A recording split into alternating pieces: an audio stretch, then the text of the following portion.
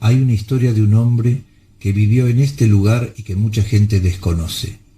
¿Sería necesario para algo reflotar este pasado? ¿Este lugar nos parecerá distinto? ¿Cómo se podrá recomponer la historia de León Ferrari en Castelar?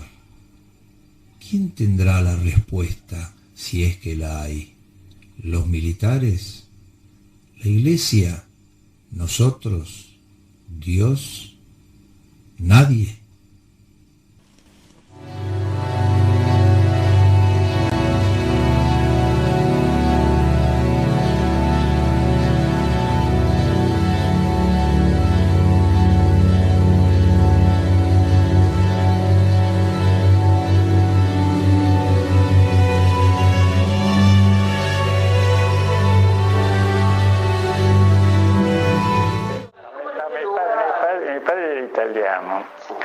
Y la casa esa la había hecho, era la casa del casero de la quinta de los Canales, porque eso era una gran quinta.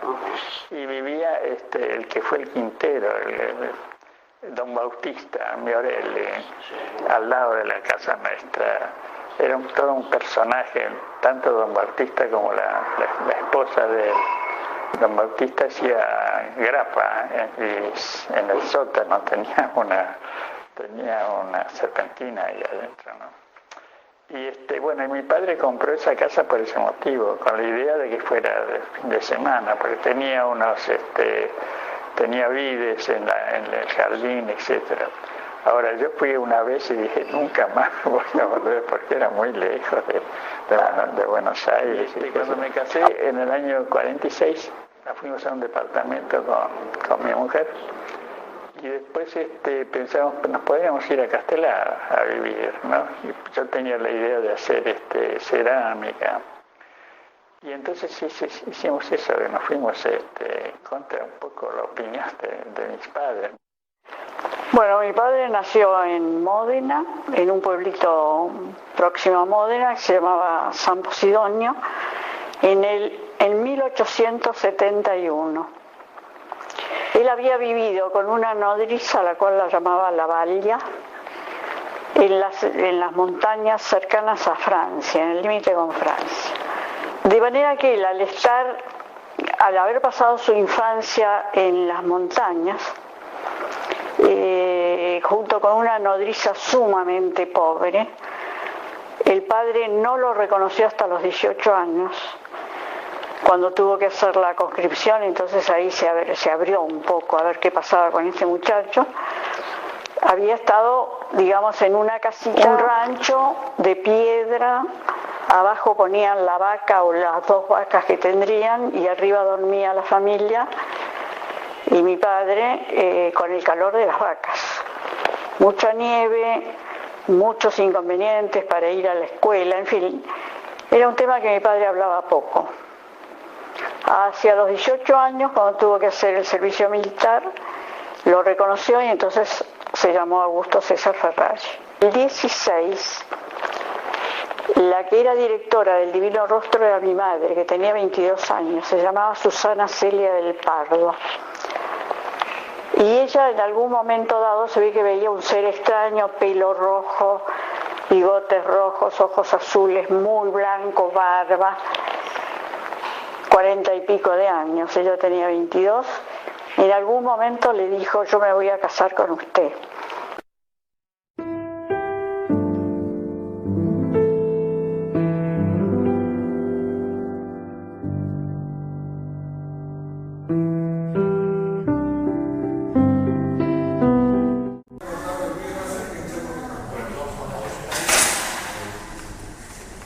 A León lo conocí porque nosotros vinimos a construir un chalet y una casa acá en Castelar, muy cerca de aquí.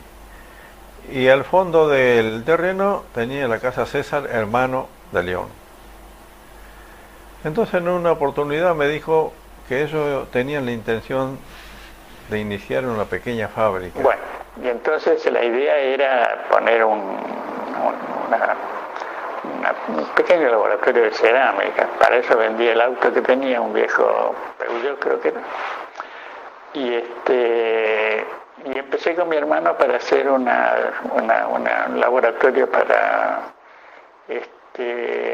hacer esmaltes para cerámica.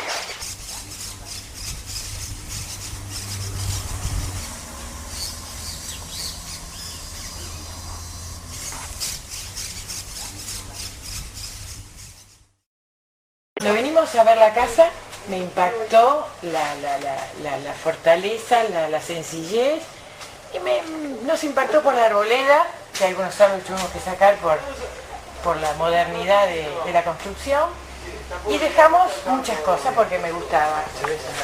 Acá al fondo había una mesada importante con muchas canillas, que eran con respecto a la fábrica de químicos que tenían. Y había muchas cosas, se hicieron los revoques y todo, pero la estructura quedó igual. Había lindas ventanas de madera que tuvimos que sacar, pero se dejó medianamente.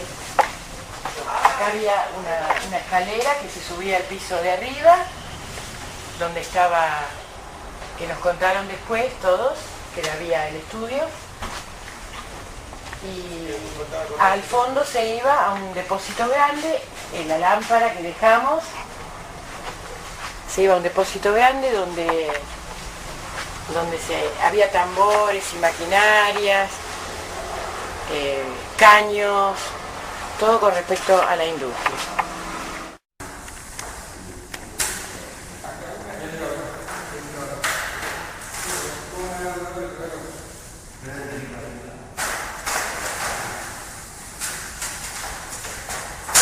Yo estaba trabajando en Celulosa Argentina, empleado desde el año 43, si no me equivoco.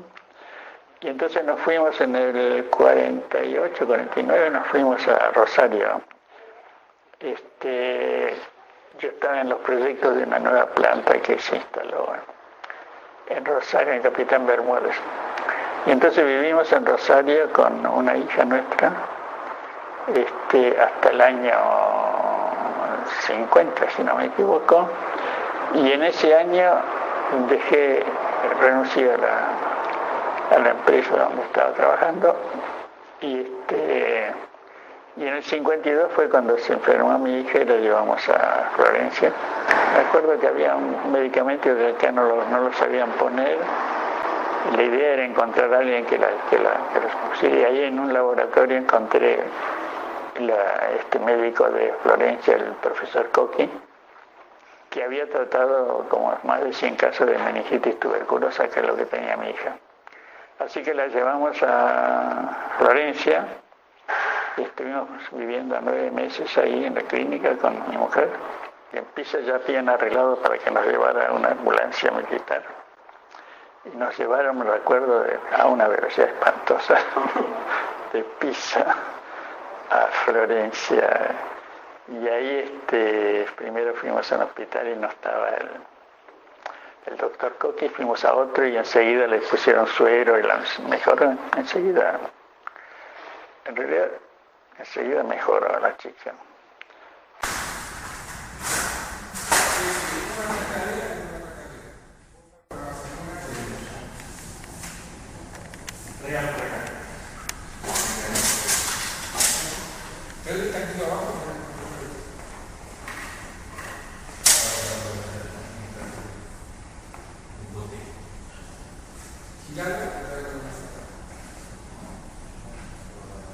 Yo conocí a León en el 53, en el Instituto Ítalo-Argentino, un raro instituto del último tiempo del peronismo, donde nadie era peronista, pero todos los que podíamos vivir ahí vivíamos.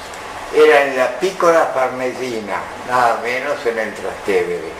León estaba ahí con su hijita Mariala, la Marialí, ya repuesta de su gran enfermedad que le hizo que perdiera el oído, y Alicia, su mujer. La etapa italiana de León siempre... León fue la persona más coherente que yo haya conocido. Fue un transgresor típico y rebelde, siempre. La norma se la brincó siempre. León vivía en un lugar donde, yo no sé cómo hacía, tenía una colchoneta tirada en el piso, alto así de tierra, porque era un lugar donde se había ocupado con un horno enorme que se alimentaba con leña para hacer piezas para vender, platos, ánforas y cosas así. Bueno, ahí vivía León, había conseguido el lugar. León se va a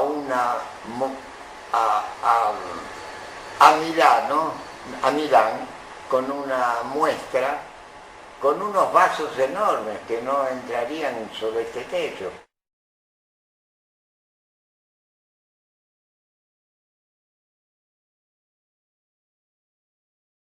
Empecé a hacer cerámica porque había hecho unos trabajitos acá para el Banco Industrial. Y como no tenía nada que hacer, empecé con cerámica. Y entonces me agarró ahí la fiebre artística y me quedé en un año más solo, con la idea de ganar plata con el arte, lo cual es un disparate, sobre todo cuando uno empieza.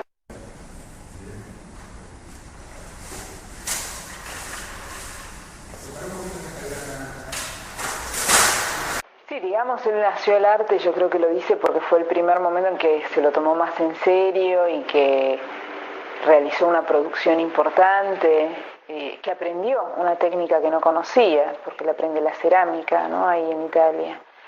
Creo que lo dice por eso. Él en verdad no tenía una actividad como artista profesional, era alguien que había pintado algún retrato de su mujer, que había hecho alguna pintura, pero no hay una obra importante o considerada profesional en términos de un artista que decidió ser artista. Yo creo que es una obra un día en diálogo con la herencia de su padre, ¿no? El padre que formado en la Academia Albertina y arquitecto, pintor de obras murales, dedicado al arte con una vida y una obra increíble.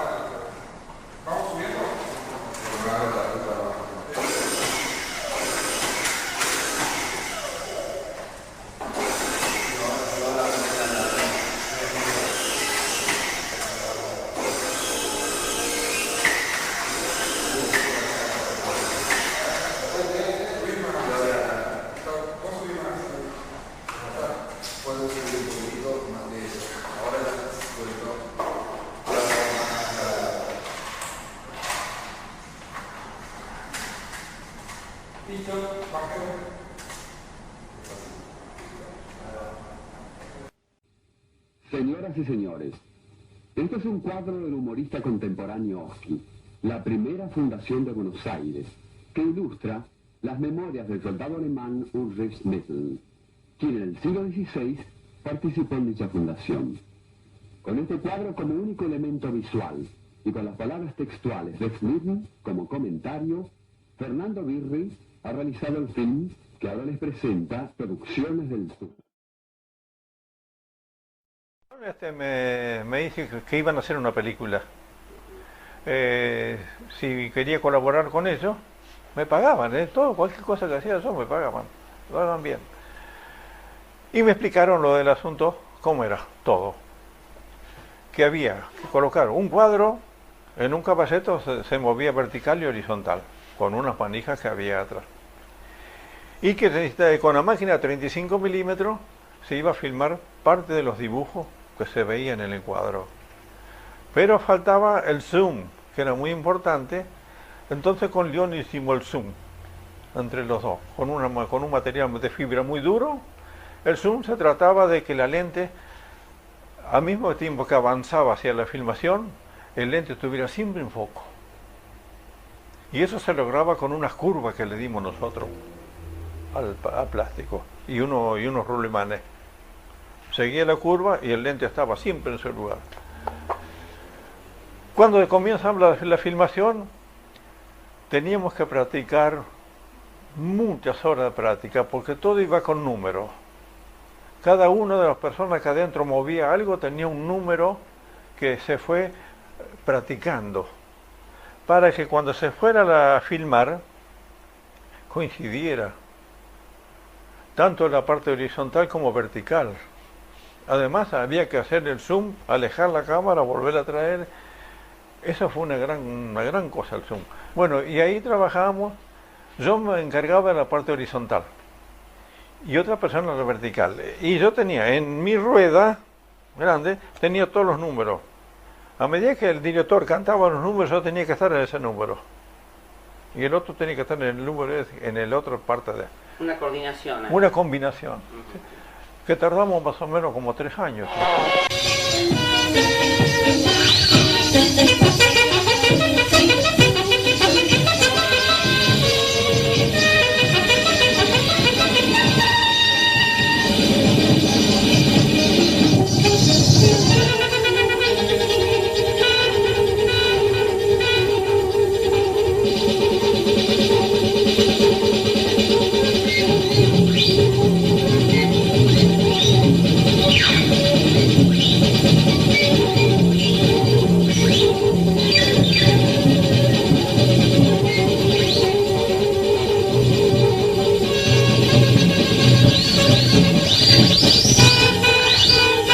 La película tuvo un gran éxito, creo más o menos, pues, por lo menos tuvo una cantidad de premios, y la mandaron a Cannes, pero ahí tuvo la mala idea, me parece a mí, Birri, de doblar el personaje, en vez de poner el letrero lo dobló con un alemán que hablaba francés. Había pasado mucho tiempo la guerra, entonces yo creo que fue eso que no tuvo, en Cannes no tuvo un éxito como el que tuvo acá. Cuando León se tiene que exilar, hubo muy grandes despelotes, entonces las películas fueron a parar a un galpón. Yo las encontré en las películas. ¿De casualidad? No, porque no entraba siempre ese galpón, pero había tantas cosas apiladas adentro. Ellos guardaron todo, tiraron todo adentro, las cosas que se podían guardar.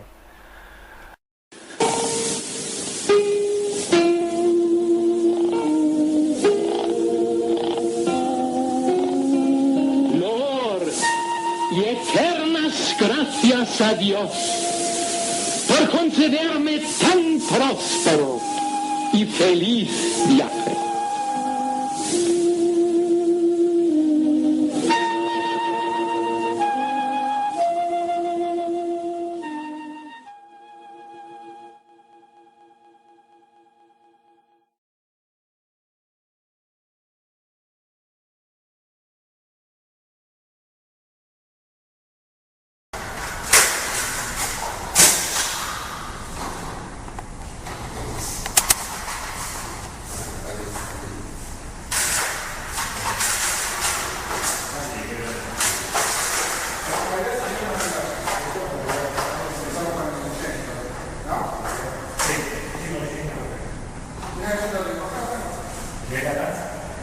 Sí, la primera muestra la hice en el 60. Es decir, estuve trabajando en cerámica en el 55, madera, cemento, pero digamos, una muestra que es cuando uno ya tiene bastantes cosas, recién en el 60. Entonces hice una muestra en el 60, 61, 62, 64. Pero el trabajo de León viene de otra parte, viene de la experimentación, y ahí uno podría decir, no tiene una formación artística, pero su formación como ingeniero influye también, ¿no? Porque todas las esculturas de alambre soldado, hay toda una parte técnica que está presente, y eso a él le abrió para experimentar con todo, digamos. Él en esos años 60 es un artista que está escuchando distintas voces. Por un lado, la que conoce, él sabe para qué usar los materiales.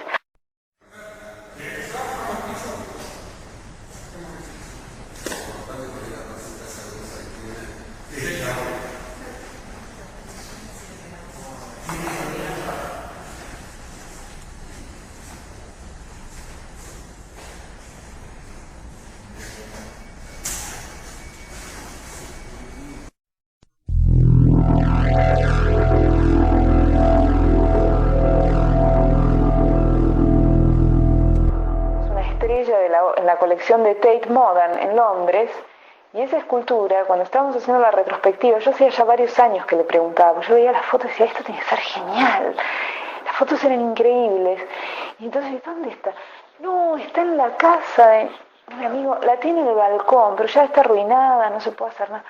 Ay, León, pero yo quiero ir a verla, por ahí la podemos sacar con una grúa, yo era todo el tema, pero eso ya llevaba como 4 años que yo quería sacar esa escultura ahí. Y con el tema de la retrospectiva, bueno, fue como que dije, no, vamos a sacarla. Y finalmente la sacó, y después él la restauró un poco, y ahí se trajo también, bueno, la bola que estaba, mucha obra que estaba en préstamo en Brasil, la bola, la gran bola que estuvo en el Museo Nacional de Bellas Artes. ¿La Torre de Babel? No, la Torre de Babel estaba acá. Estaba en un balcón de Buenos Aires, estuvo. Pensé que esa obra es del 64. ¿Cuánto tiempo estuvo en un balcón? 40 años.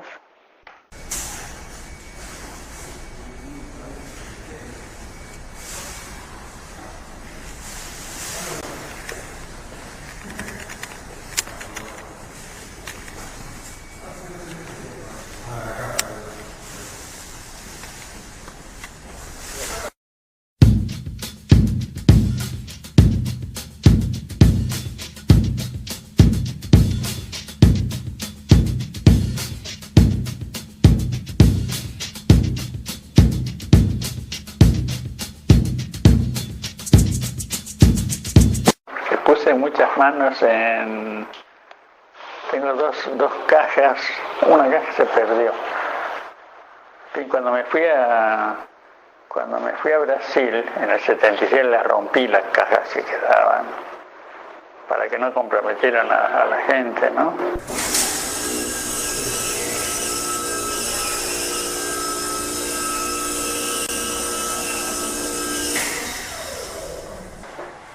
Yo tengo distintas etapas de conocimiento de León. Una es en los años más o menos 62, 63, que lo conocía como escultor, ceramista. Luego me voy yo a Estados Unidos, y ahí me entero que él está organizando la exposición sobre Vietnam, donde ponía el famoso Cristo. Yo había pensado primero hacer una especie de altar, como un altar y el avión arriba. Y después lo dejé solo y hice una maqueta que es la que figura en el catálogo de Stella. Que es un avión que compré, un avioncito de juguete con un Cristo que también compré y lo puse ahí. Y después Rogelio me hizo él el avión, y le pusimos el Cristo encima, y lo expusimos en el ITER.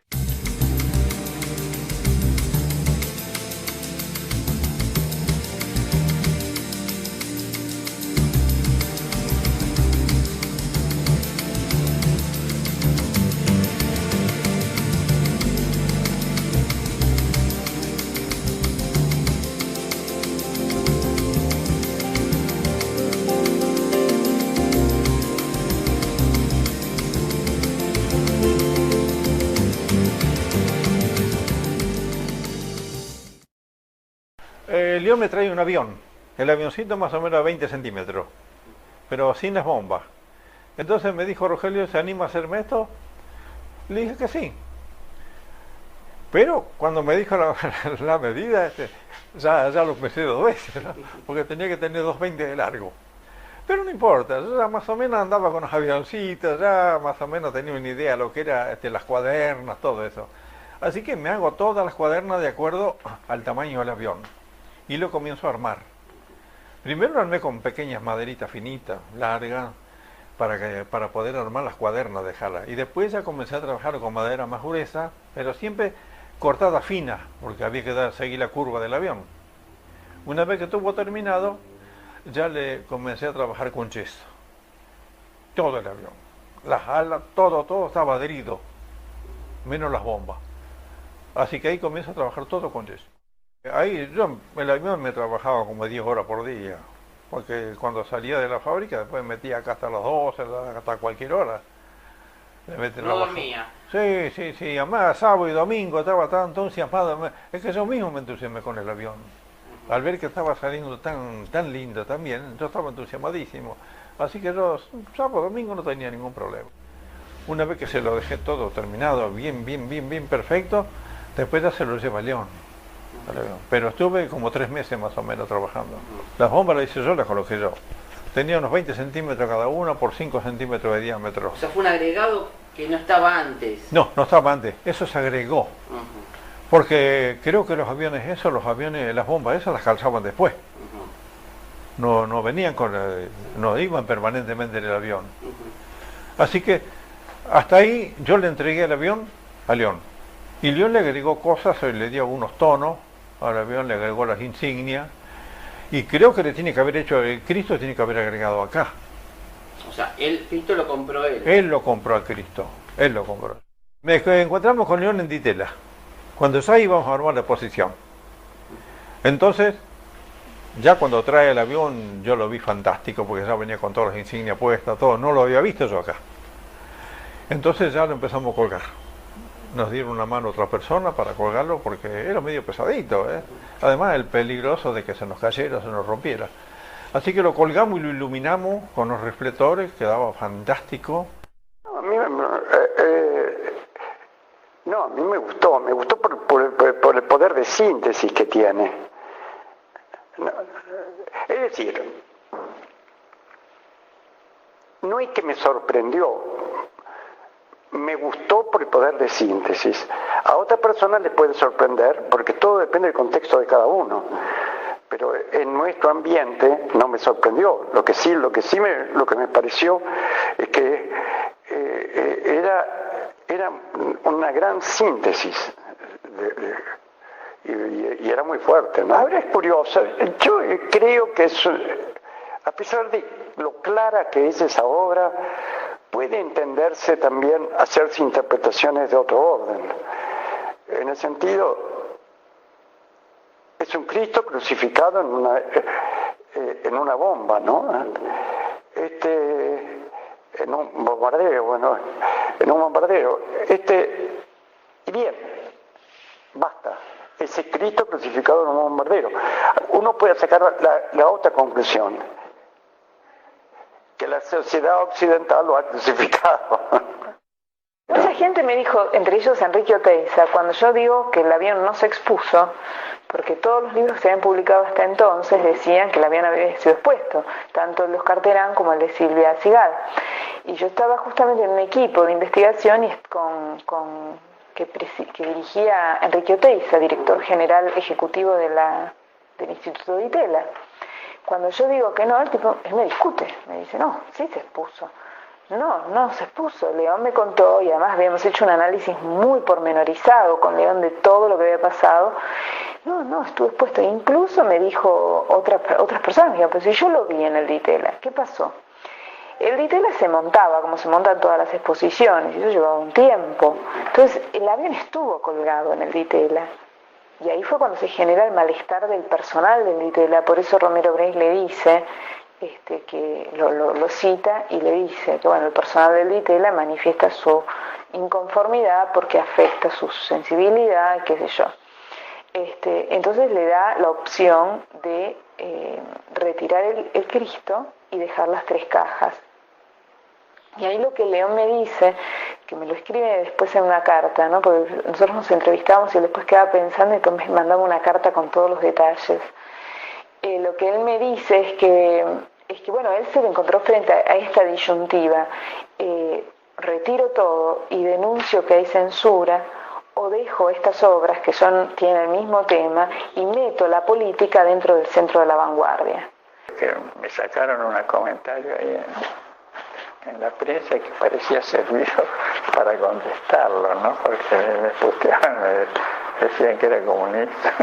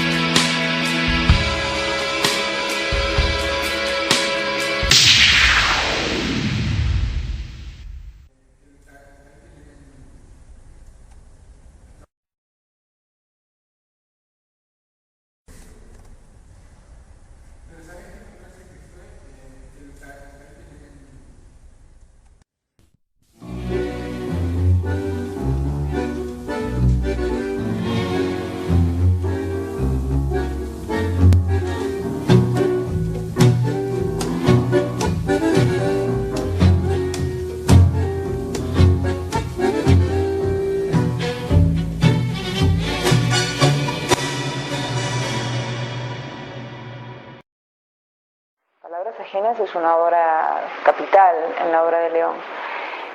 Un libro de unas 300 y pico de páginas en las cuales él reúne textos de la Biblia, es decir, son palabras de Jesús con textos contemporáneos, palabras de Hitler, de Johnson, de Goebbels, del Papa, de los distintos papas.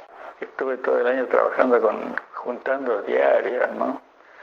Para hacer ese collage literario con diarios y diarios porque están mezclados los bombardeos de Vietnam con los bombardeos de la guerra, Londres, así que me tuve que ir a las bibliotecas a ver las hemerotecas para ver, no recuerdo bien, pero lo tengo que haber hecho porque están ahí mezclados con la idea de que la gente se confundiera. Entonces el libro tiene una estructura, es decir, él va juntando todos los textos que tienen que ver con violencia, destrucción, genocidio, castigo, pecado. Entonces los va juntando y va poniendo quién pronuncia cada uno de sus textos del lado izquierdo. Pero cuando uno lee la columna sola, es un solo texto. O sea, las descripciones de la violencia se fusionan como si hubieran sido dichas por una sola persona.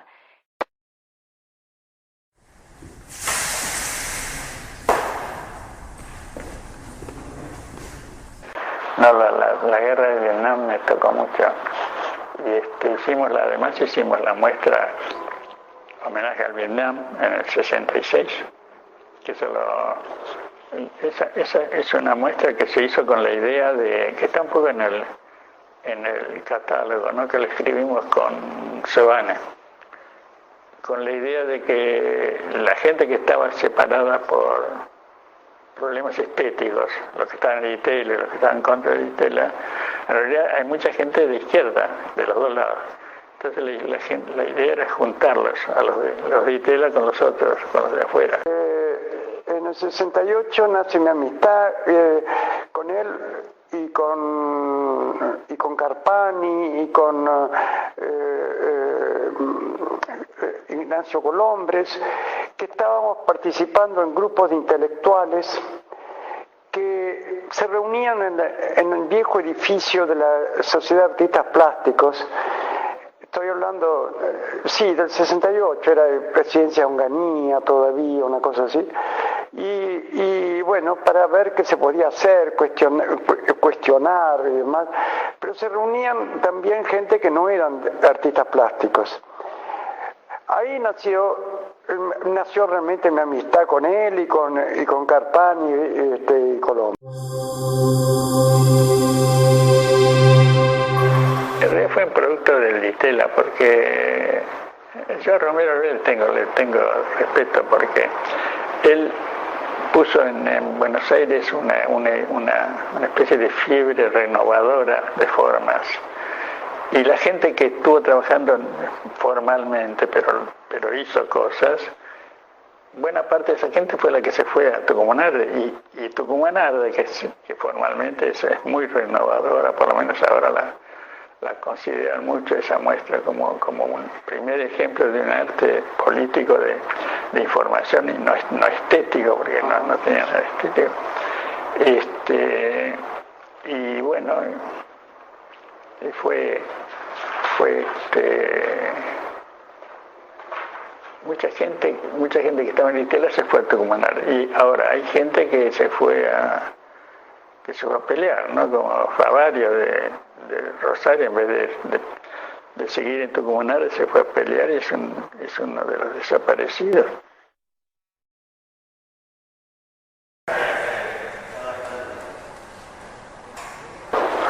No, yo apoyaba el movimiento guerrillero en ese momento, ¿no? Y lo apoyaba mi hijo, además, que estaba con los montoneros, ¿no? Ariel, sí.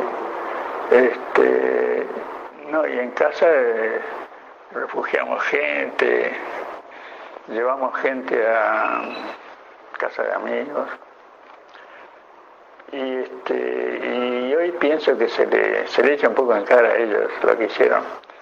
Pero creo que en un momento en que más o menos la miseria entonces sigue estando, fue un momento donde un grupo de gente se rebeló contra eso y contra la situación y la peleó, ¿no? Cosa que no sucede ahora. Claro, hay como un descrédito de la violencia, dado la respuesta, una violencia mayor todavía fue la respuesta hay un descrédito de la violencia, y será por eso que no pasa nada, ¿no? Es una cosa terrible.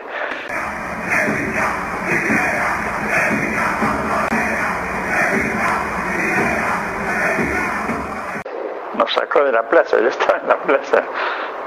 Eso nos sacó, eso me interesa que me diga. Nos sacó. Sí, yo estaba en la plaza y nos fuimos, ¿no? Cuando él dijo de los...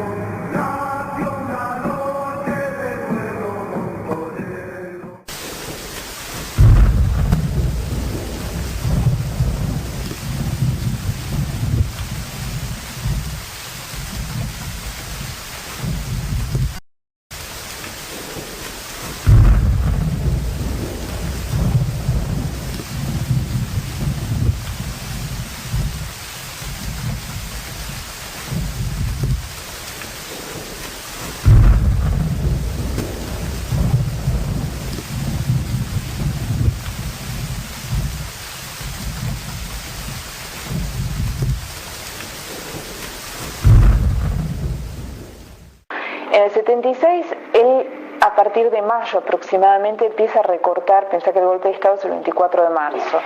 Todos estos, él los va pegando y arma las siglas. BH, por ejemplo, es Buenos Aires Herald, O es Opinión, N es Nación, C Clarín, todos los diarios, ¿no? Entonces él las va pegando, son los papelitos de nada, donde él va pegando incluso algunos en diagonal y poniendo, ¿no? Y eso junta unas 103 páginas aproximadamente. Y eso él, cuando se va a Brasil, se lo lleva y lo fotocopia un poco como para mostrar lo que estaba pasando en su país.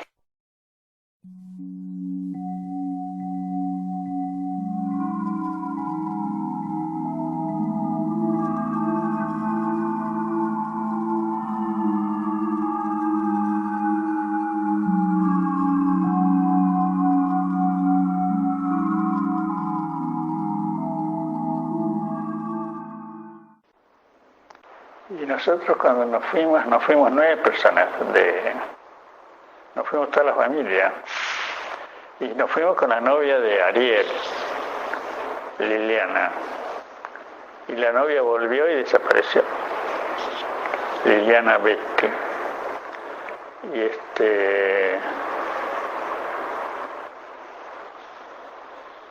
ni lo pude convencer a Ariel que se fuera con nosotros, ni la pude convencer a ella, y ella no lo estaba buscando a Ariel cuando desapareció, pero bastaba que uno fuera pariente o conocido o figurara en la libreta para desaparecer. Así lo convencí a mi hija, ¿no? Que me dijo, ¿cómo me estás llevando afuera? Le dije, no te estoy llevando, lo que pasa es esto. Lo que pasa es que si sos parienta de alguien que está en la guerrilla o cercana a alguien que está luchando en alguna forma contra el gobierno, corres peligro, ¿no? Y le haces correr peligro al otro también, ¿no? Porque te usan para agarrarlo al otro, ¿no? Y bueno, y ya en el 76, después del golpe, mi hermano César, que vivía en una cuadra y trabajaba como químico en Tantal, fábrica que habían puesto ellos, aparentemente fue la policía y por supuesto como entraban ellos, y a mi hermano lo tenían en calzoncillo y atado a una silla. El marido de una de mis sobrinas era hijo de un militar. Y entonces gritaba, porque además había un bebé ahí que debía ser Julián, gritaba, soy hijo de militar. Con todo lo buscaban a Ariel. Cuando se dieron cuenta que ellos no decían, porque no sabían además dónde estaba, porque había estado viviendo Ariel. Al principio él se fue unos meses a lo de César, claro. Posteriormente desapareció, se fue a alguna parte. Y sí, porque el golpe fue en marzo y nosotros nos fuimos en noviembre. Así que pasamos acá. Y al principio no pasaba nada, no se sabía nada. Yo me enteré de lo que estaba pasando cuando un amigo mío vino de Tucumán y me contó lo que estaba pasando en Tucumán. Entonces ahí empecé a ver, y después empezó a desaparecer gente. Sí, nosotros nos fuimos porque lo fueron a buscar a mi hijo en la casa de mi hermano que estaba en la calle Martín Irigoyen, ¿sí? Ahí. Cuando fueron ahí, entonces yo dije, bueno, acá hay que irse, ¿no? Nos fuimos una semana después.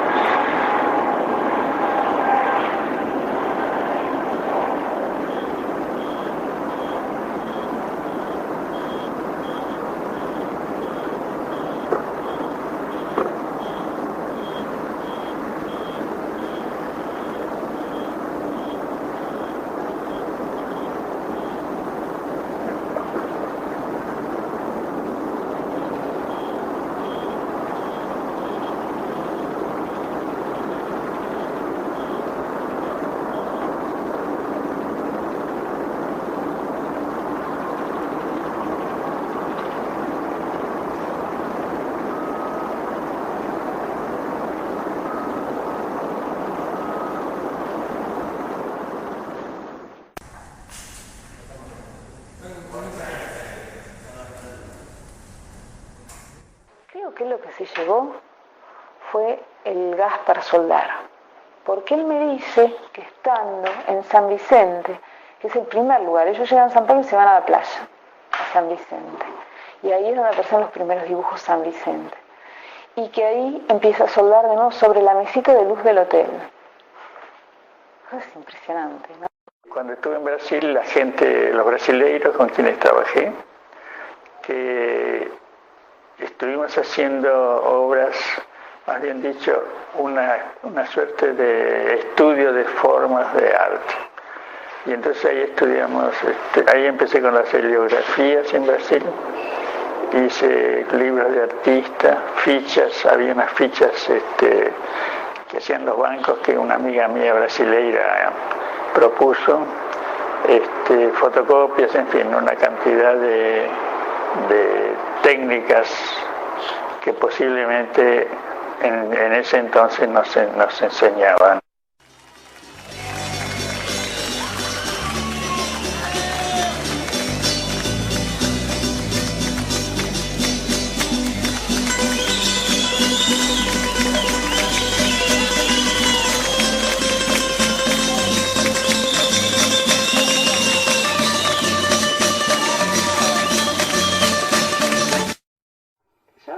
Tengo registro de memoria desde el año que nació mi hermana, o sea, yo tenía 3 años y medio más o menos. Y antes que naciera también tengo cierto registro de una casa en Brasil, que no sé si es Carlos Sampaio o Teodoro, y era una casa donde vivíamos con mis abuelos, o sea, yo y mis viejos.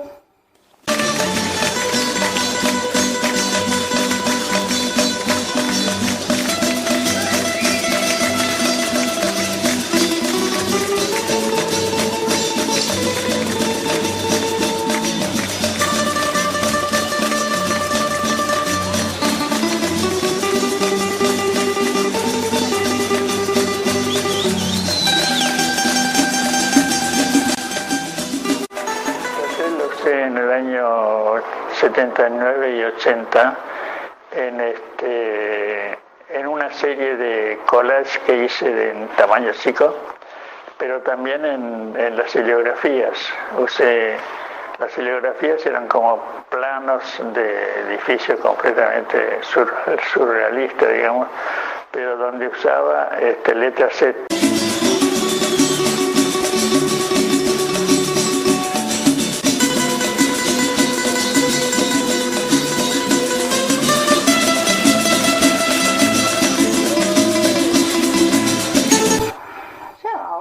Que hablaban, pero yo veía a la gente, veía que discutían y eran caras serias. Ya muchos años después supe que mi abuela estuvo con depresión, o sea, me imagino la preocupación que deben haber tenido todos, pero yo en ese momento no me daba cuenta. Qué sé yo, mi abuela tomaba los globulitos homeopáticos y seguramente era para eso. Yo ni me imaginaba que era para eso. Ellos con nosotras, digamos, nunca perdieron la alegría, al contrario.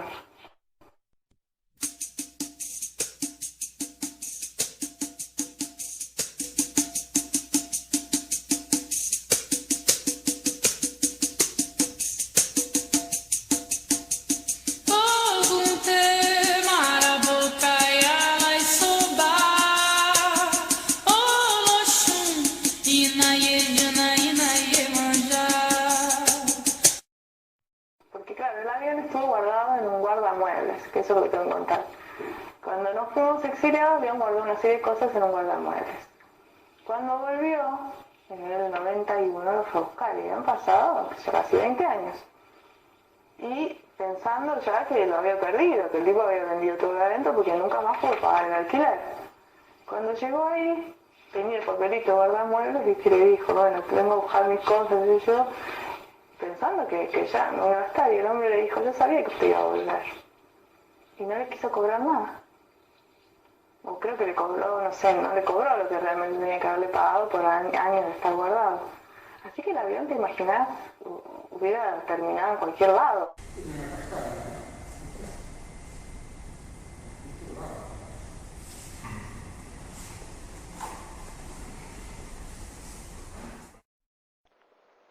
Cuando había estado colgado esa obra acá en casa.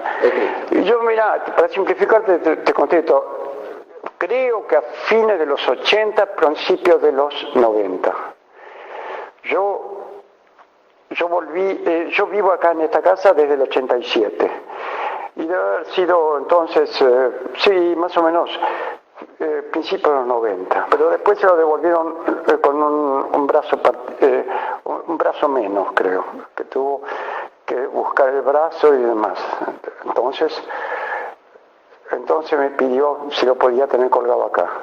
Era fantástico tener colgado esa obra ahí. Cuando venía un plomero, una cosa así, veía eso, quedaba medio trulato.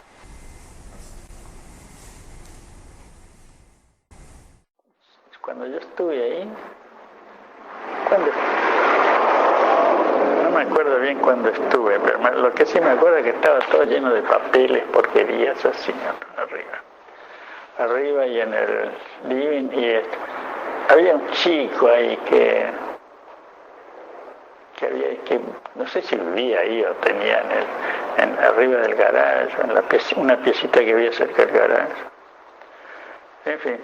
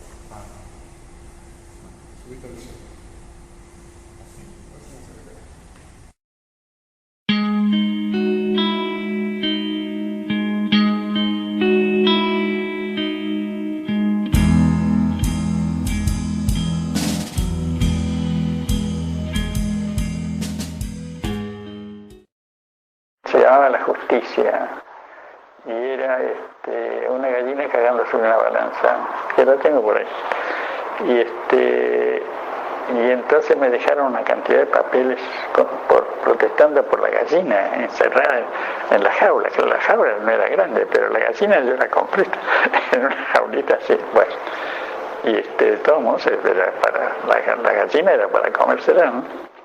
Y entonces le hice embalsamar, después no dije que era la misma gallina. Después al año siguiente le puse la misma gallina embalsamada que se llama autocensura, con la misma balanza.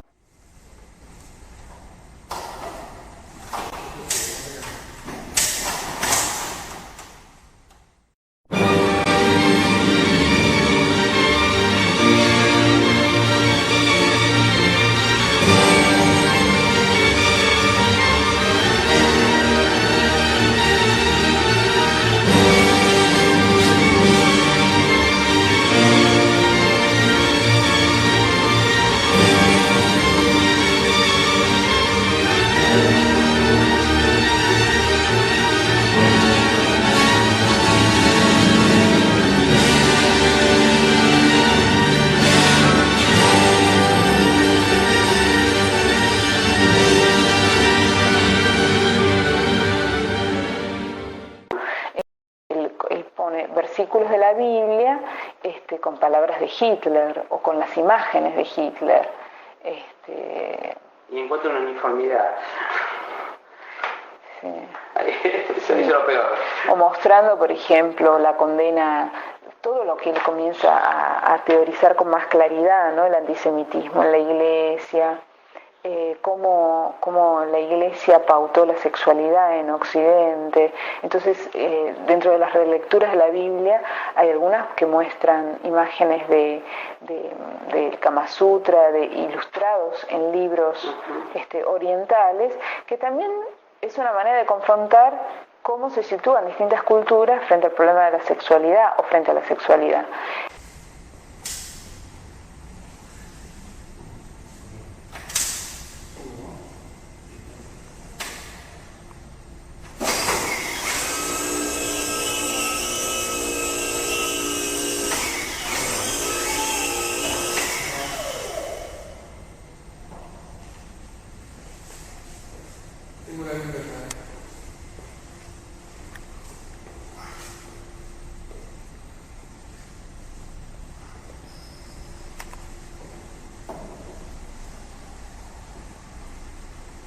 Está como flojo, me parece.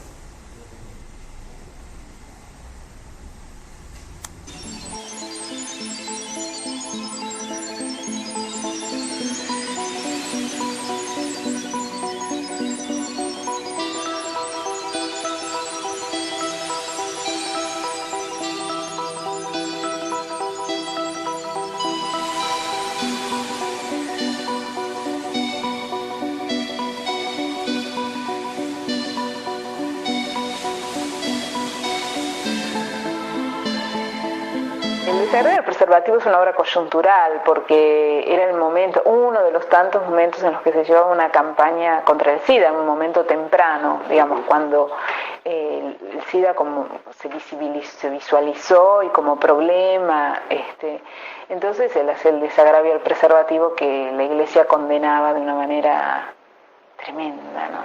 Terminante. Entonces él hace esos árboles llenos de preservativos y las botellas con las cosas adentro y le pone el texto y entonces la biblioteca con todas esas botellas árboles con preservativos eran como la culminación de una capilla. Era una obra completamente religiosa digo en el sentido de cómo usa la religión las imágenes, ¿no? Que te seducen, pero eran preservativos.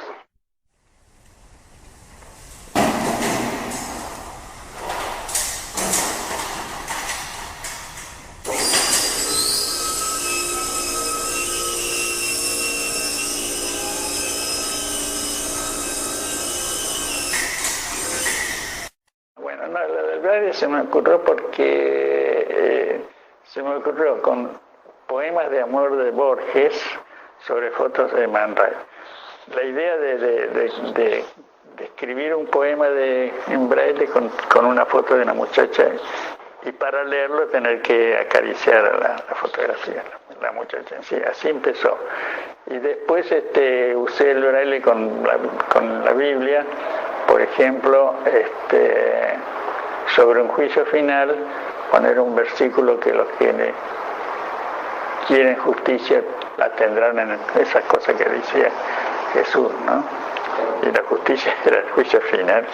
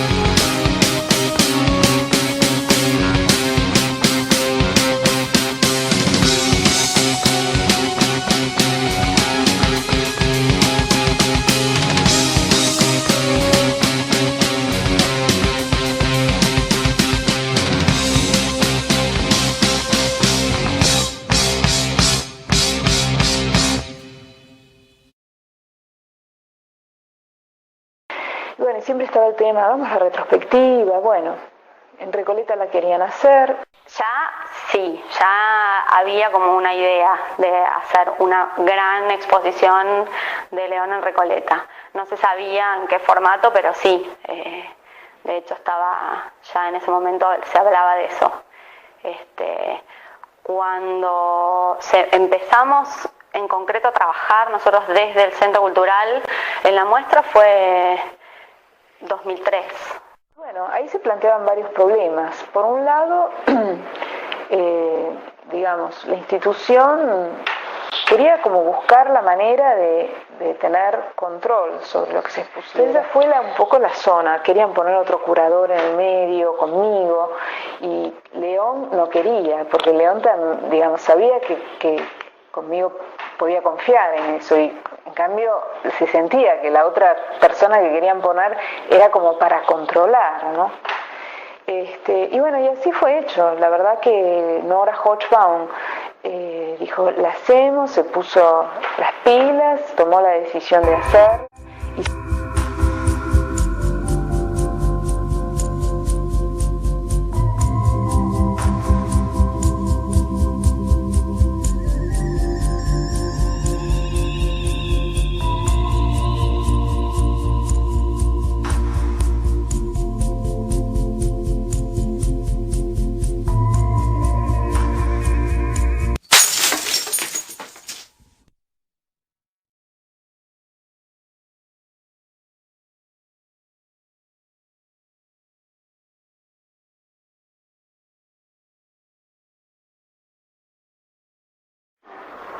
Y hay 3 que ya están en principio de condena, no sé cómo es que tienen que seguir. Sí. Creo que tienen que seguir ahora, ¿no? Pero creo que le van a sacar un poco de plata a los tipos, entonces se los voy a donar al Cha. Fueron beneficiados con una probilla.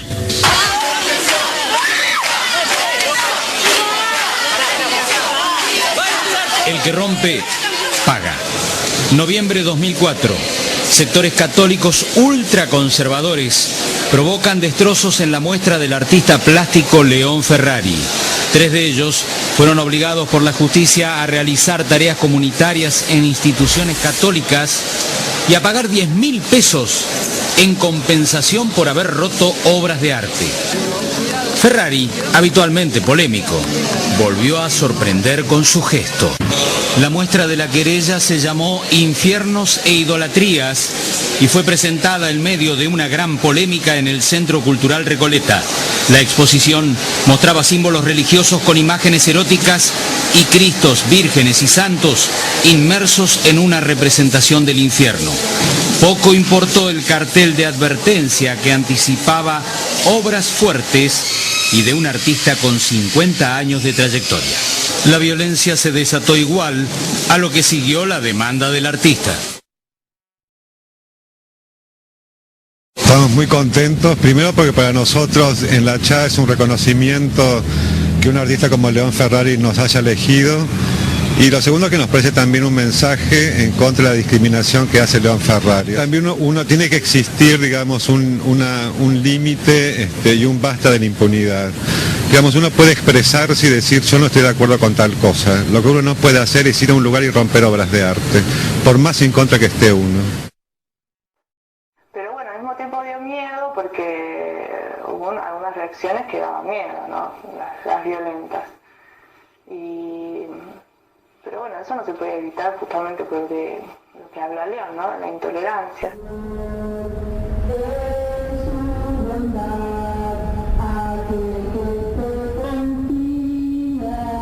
Santa María, Madre de Dios, en este día ruega. Ahí estaba Caponetto, se llama el director de Cabildo. Caponetto creo que es. Que hay una fotografía hacían una especie de misa en las puertas del ICI y está Caponetto hablando, que es el mismo que organizó cuando la muestra de Recoleta, Custodia se llama el grupo de él, organizó una procesión hasta la catedral, creo que era la anunciatura de la catedral, no sé cómo. El Caponetto. Mismo dice el profeta Ezequiel, le será quitado el rebaño. Queremos, y es lo tercero que pedimos, pastores heroicos, pastores santos, que hablen sí, sí, no, no, que testimonien la verdad, efectivamente. En cuarto lugar, queremos que se apliquen los castigos canónicos previstos para los blasfemos, para los sacrílegos, para los perjuros, para todos aquellos que llamándose católicos y habiéndose permitido jurar por los santos evangelios, ocupen los puestos que ocupen, son los artífices de esta demolición de la argentinidad católica.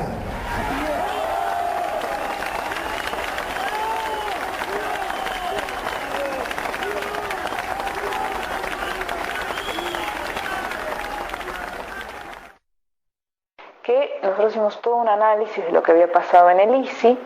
Lo que había pasado en el ISI fue que se mandaron unos mails, es el momento en que muestra los infiernos, que es la obra más controversial, ¿no? Mandaron mails, un grupo de gente rezando, tiraron una bomba de mal olor, pero digamos, lo que te decían los medios, no hubo este debate, más bien se nos mostró como unos locos. Imaginábamos que iba a haber gente rezando, ¿viste? Imaginábamos, todo eso lo imaginábamos. Y al mismo tiempo imaginábamos que eso iba a quedar como una expresión individual de una carta, una cosa procesable. Lo que nunca imaginamos es que la máxima autoridad de la Iglesia Argentina, el arzobispo, iba a leer frente a las cámaras de televisión y a distribuir en todos los medios una carta en la que acusaba al gobierno de la ciudad, a la ciudad y al gobierno de la ciudad, y que decía que la blasfemia se había instalado en el Centro Cultural Recoleta. En el Día de la Inmaculada Concepción, la polémica muestra del artista plástico León Ferrari hoy está cerrada al público y el gobierno de la Ciudad de Buenos Aires dirá gracias a Dios porque podría haber sido un verdadero escándalo. Pero hay manifestaciones. Luciana Arias, contanos dónde estás. Muy buenas tardes. Sí, Guillermo, muy buenas tardes. En este momento nos encontramos en la Iglesia Inmaculada del Pilar, aquí en el barrio de La Recoleta, donde está comenzando en este momento justamente una misa a cargo del padre Rómulo Pugiari, en la cual, por supuesto, están festejándose los 150 años del dogma de la Inmaculada Concepción, pero además esto tiene la intención de repudiar la muestra que recién mencionabas, la muestra del artista plástico León Ferrari. En este momento hay muchísima gente que se ha congregado frente a esta iglesia que se encuentra a metros nomás del Centro Cultural Recoleta, pero previamente, alrededor de las 5 de la tarde, un grupo de la fe católica, el grupo Custodia, se reunió frente a la Catedral Metropolitana. Allí marcharon hasta la Anunciatura en la avenida Alvear y Rodríguez Peña, donde van a entregar un petitorio que intenta establecer algunos puntos como la descristianización de la sociedad. Carrió en un programa de Rondona. Dijo que era una imbecilidad que el gobierno de la ciudad le permita la Recoleta o algo así, o que me hayan prestado una sala para esto, ¿no? Entonces publiqué una cosa explicándole a ella, porque ella decía que no podía ser que en un sitio público, en tiempo de Adviento y vecino a la iglesia del Pilar, se hiciera esa muestra, ¿no? Y entonces le contesté creo que le dije que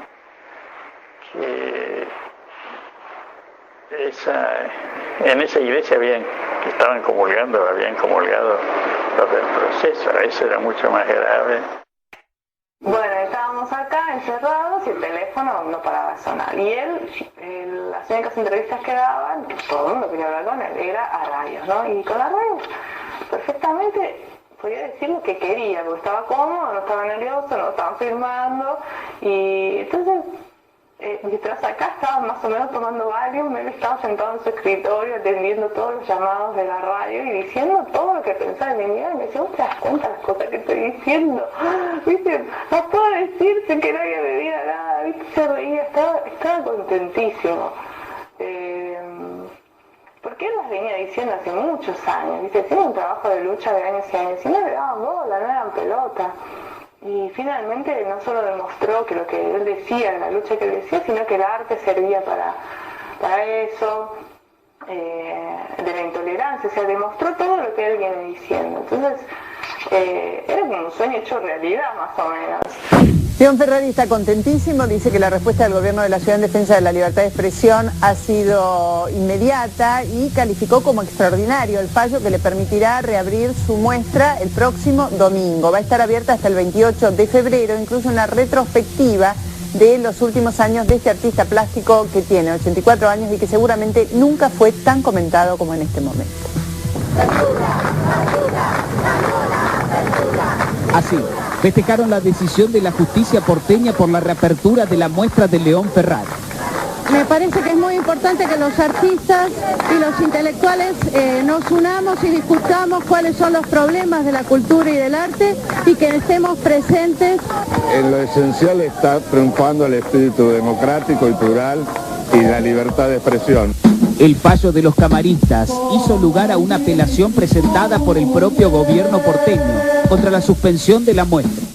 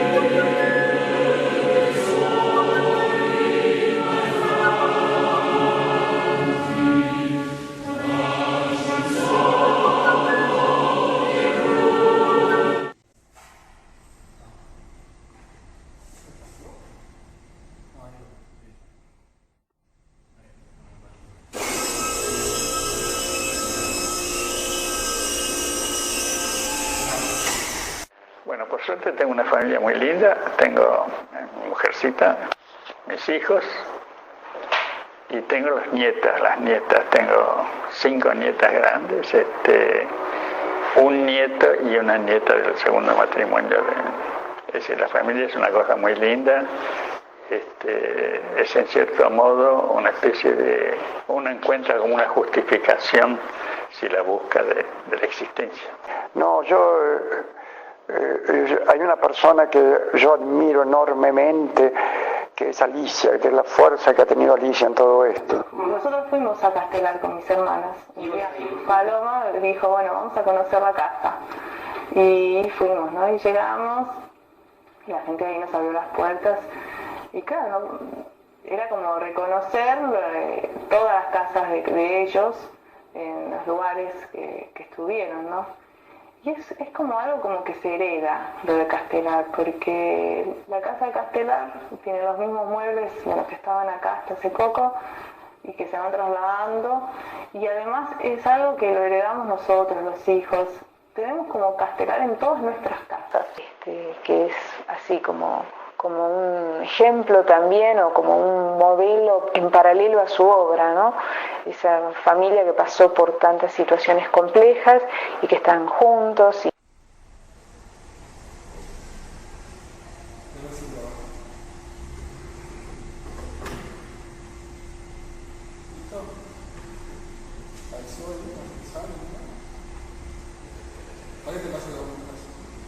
Bueno, pienso que es en la plástica argentina una persona verdaderamente destacable, que no es gratis lo que está recibiendo, que es absolutamente merecido y que está bien que suceda.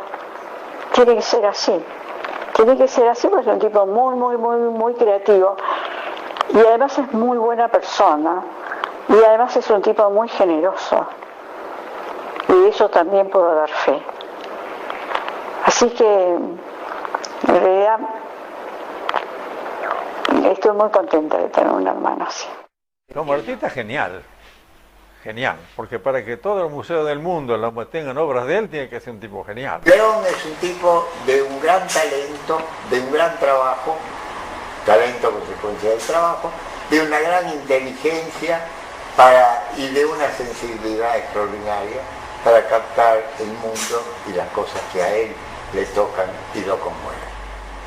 Más de eso.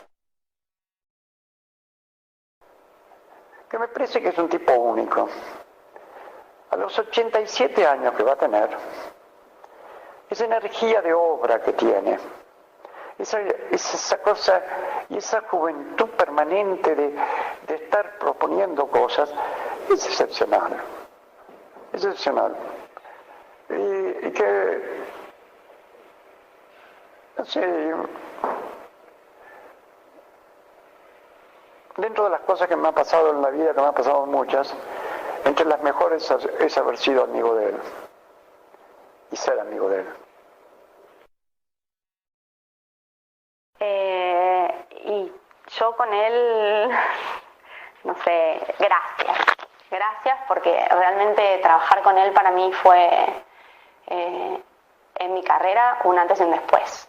O sea, yo estuve muchos años en Recoleta trabajando, pero después de hacer la retrospectiva de León y de haber estado tanto tiempo con él, aprendí muchísimo trabajando con él y eso fue como un momento bisagra, ¿no? Como un antes y un después. Y bueno, palabras de agradecimiento, siempre, porque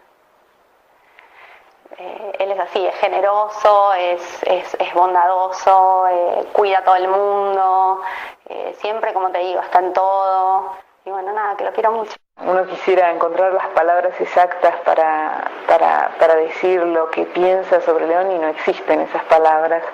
No hay, uno puede hacer muchas descripciones, pero las palabras exactas no existen. Cuando uno está frente a la obra de León, cuando uno está hablando con León, tiene esa sensación de estar hablando, de que está disfrutando de un momento excepcional. Es el abuelo que quisiera tener todo el mundo, pero es el abuelo de todo el mundo. O sea, es un abuelo para todos también, porque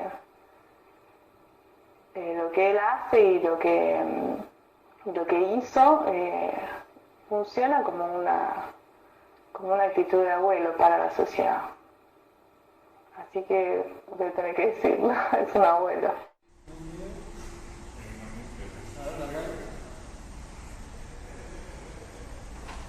Te paso los brazos también, te paso un brazo.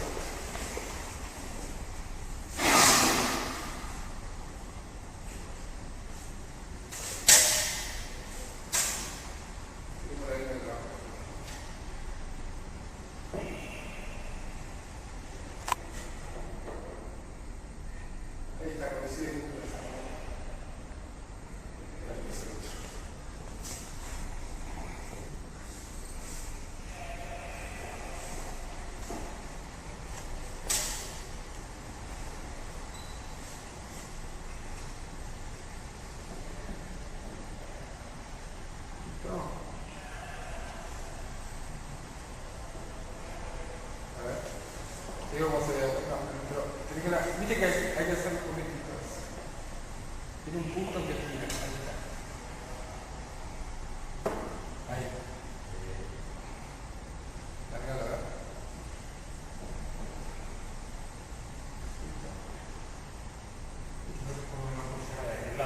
No, nunca apoyaba,